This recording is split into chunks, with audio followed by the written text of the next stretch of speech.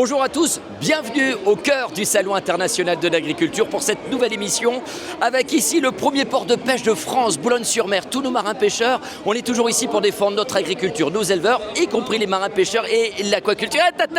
David, oui, tu pars faire quoi avec ça? Je vais à la pêche. Tu vas à la pêche à quoi? Aux infos. Mais t'as pas besoin de ça pour partir à la pêche aux infos. Va plutôt dans les allées du salon. Enfin, c'est parti pour la séquence au cœur des allées du Salon international de l'agriculture.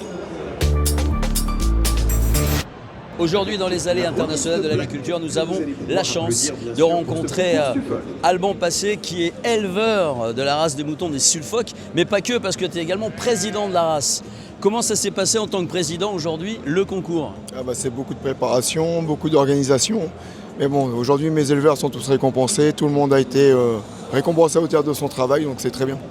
Et puis c'est vrai que Alban est là en tant que président, mais tu étais également là en tant qu'éleveur. Et comme tu viens de le dire, tous les éleveurs étaient présents, ils sont encore juste derrière nous.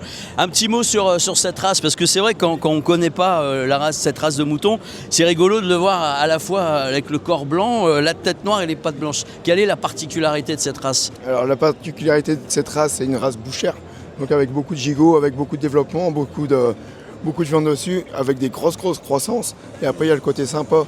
Comme vous venez de dire, avec la couleur, et en plus c'est une race qui vient à l'homme facilement, donc agréable à travailler à tous les jours. Il vit en extérieur ou en intérieur? Est-ce qu'on peut le laisser dehors toute l'année? C'est une semi-bergerie, donc elle est conduite à l'été et au printemps dehors, et on la rentre à l'hiver pour les annulages. Et bon, on voulait faire un petit clin d'œil avec un éleveur et également président justement de la race Sulfoque aujourd'hui pour ce concours. Merci Alban pour ton accueil. Et puis merci aux éleveurs également qui sont avec nous pour cette édition 2026. Dans quelques minutes, on va retrouver Fabien, car je sais qu'il a une nouvelle fois testé pour vous un produit sur le salon. Voilà de retour pour une séquence un peu originale. Pour une fois, je suis sorti un peu plus loin de l'espace région de France. Je suis avec Julien et il faut le savoir, dans notre région, on a la plus grande camellerie d'Europe. C'est bien ça? C'est la seule aujourd'hui où on peut faire du lait, qui est même repris saveur en or cette année, avec une camellerie qui est reprise aux couleurs de Bienvenue à la ferme également. Donc moi je suis très content et très fier d'être ici au Salon de l'Agriculture. Certes, élevage du monde, mais aux couleurs de la région. Alors c'est génial, regardez, c'est ton élevage, on est avec tes chameaux et pas pour n'importe quoi, puisque j'ai dit c'est la séquence on a testé pour vous. On va tester du lait de chamelle, c'est un truc de dingue ça. Est-ce que ça t'embête si on profite du lait de chamelle ou pas? Ça n'a pas l'air de l'embêter. Alors je vous propose, on va aller voir les copains. On a toute une équipe. Regardez, ils viennent de Vannes. Ils viennent de Vannes. On va leur faire tester le lait de chamelle. Attention, j'ai tout prévu. Vas-y. Alors qu'est-ce qu'ils testent? Le prénom c'est comment? Hugo, on compte sur toi, tu nous dis ce que t'en penses. Si tu aimes, je veux voir la foule en délire, hein, attention. C'est du lait en fait. Il n'y a pas de grande différence. C'est validé! Allez-y, c'est validé! Alors ça, c'est un vrai produit maintenant des Hauts-de-France, puisqu'il est saveur en or. Ça veut dire que... C'est le seul lait de chamelle français. Ah ouais, et c'est le seul qu'on peut... C'est le seul. On a le droit de le faire depuis 2022. C'est quelque chose mondialement connu qui a 1 million de vertus, qu'on ne connaît pas forcément chez nous. Sauf qu'on est là principalement pour faire connaître, sous les couleurs de la région et de saveur en or. Et j'espère sincèrement que tout le monde adhère parce qu'il a 1 million de qualités. Bois-le, tu vas gagner 10 ans. Allez, je vais gagner 10 ans et pendant ce temps-là, on retrouve David pour la séquence coulisses dans les salons internationaux de l'agriculture. Santé! Pour cette coulisse, les amis, je suis au concours Général Agricole, cette fois-ci, secteur de la boucherie. On va représenter bien entendu les Hauts-de-France. J'ai à côté de moi Thierry, qui fait partie des commissaires pour ce concours. Alors Thierry, comment ça se passe, ce concours de boucher? Je pense que ça se passe très bien pour toutes les équipes au niveau de l'organisation. Au niveau de l'équipe des Hauts-de-France, ils se sont vus 4 fois justement pour discuter de la conception de leur concours et après de la préparation et après de la décoration. Et au niveau aussi du plateau, des assiettes, etc. Alors on a une équipe mixte parce que je vois que nous avons une fille avec nous et 2 garçons. Voilà. Ils sont tous originaires des Hauts-de-France. Tous originaires des Hauts-de-France, oui. On a une fille qui est originaire du Nord-Pas-de-Calais On a un jeune boucher qui a fait le meilleur apprenti de France l'année dernière, qui a terminé 11e, qui est de l'Oise. Et on a un boucher confirmé qui est de l'Aisne. Alors au niveau du concours boucherie, il y a uniquement de la découpe ou il y a également de la préparation? Ah non, il y a de la préparation, il y a le désossage, le parage, l'épluchage. Il n'y a pas que la décoration, hein. En vérité, les coefficients les plus importants, c'est vraiment sur les fondamentaux de la boucherie, c'est-à-dire le désossage, l'épluchage, la préparation. Le vrai travail d'artisan, artisan boucher. La carcasse est arrivée, on découpe la carcasse, on prépare et ensuite forcément on va dire la décoration, la préparation. Là c'est juste la présentation pour montrer la viande prête à être vendue auprès de nos consommateurs. Voilà. Et toi donc ton rôle, tu es commissaire officiel?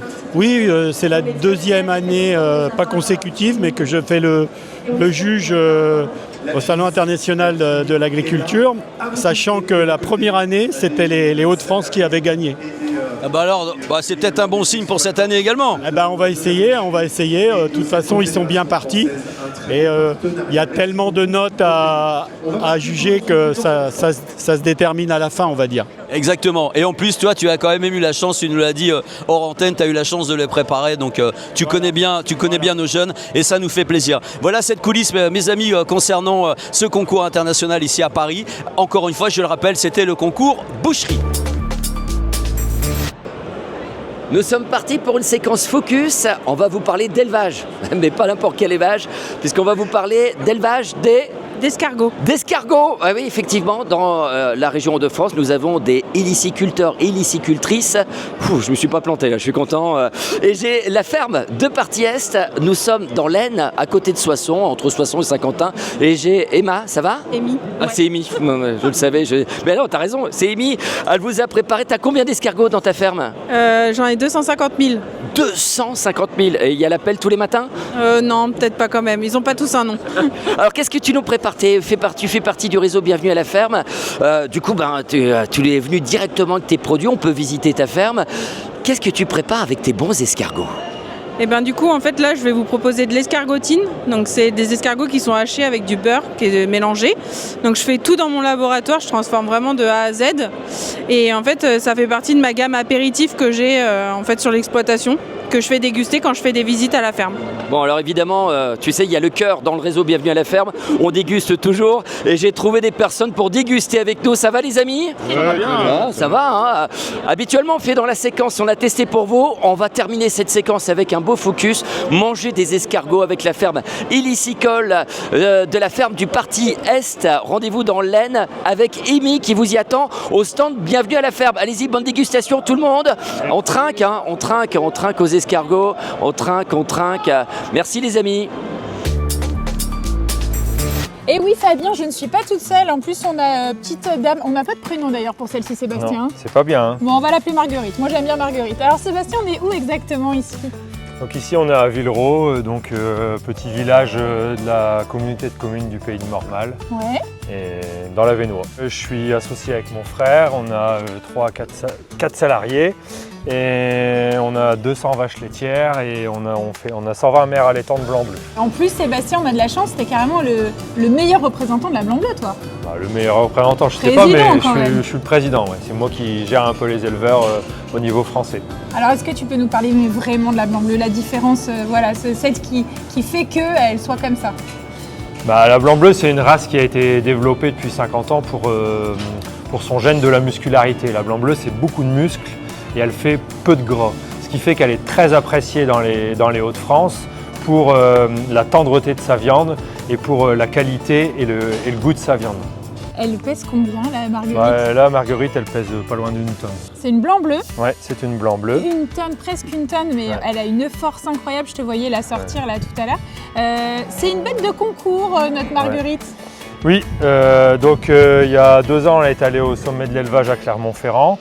Donc quand elle avait 2 ans et demi avec son veau au pis. Voilà, donc à cette époque c'était sûrement la plus belle que j'avais. Elle est allée au sommet et elle a fait le championnat là-bas. Elle est revenue avec les médailles. Moi je dis elle est encore très belle aujourd'hui. Et pourquoi tu as un coup de cœur sur la blanc-bleu toi? Parce que depuis que je suis petit, j'ai toujours été passionné par ça. J'aime les bêtes de forme, j'aime la viande. J'aime la technicité de la race. Donc, je Et suis puis un elle grand t'aime bien. passionné. Et puis elle t'aime bien aussi, visiblement. C'est un câlin, ça ou pas? Ouais, bah, puis en fait, elle voit le soleil, ça fait 3-4 mois qu'elle est enfermée, elle se dit ouh, Qu'est-ce qui se passe? on va bientôt sortir. Bon, elle est contente. Bon, bah voilà, Fabien. En tout cas, elle est contente. On lui a fait sa petite sortie à Marguerite. C'est déjà terminé pour cette journée et on se retrouve dans un endroit de convivialité. On dit souvent, la bière, c'est le moment où on partage de belles émotions. Je suis à la brasserie cambrésienne. Et explique-moi un peu toutes les médailles qu'on a eues au sein de la brasserie. Eh ben, cette année, on a eu le plaisir d'avoir notre blonde lager qui a été médaille de bronze, notre triple qui a été médaille d'argent.